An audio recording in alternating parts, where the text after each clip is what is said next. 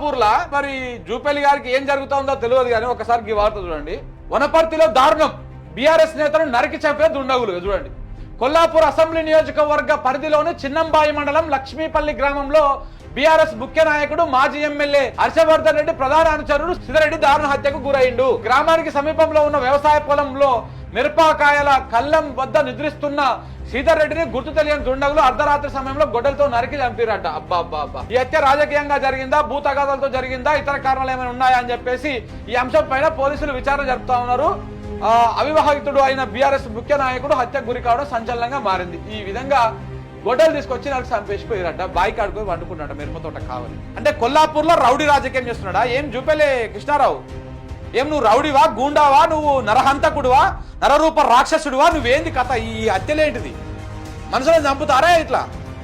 ఎంతమందిని పొట్ట పెట్టుకుంటావు? నీకు తీర్థలేదా ధనదాహము, రక్తదాహము?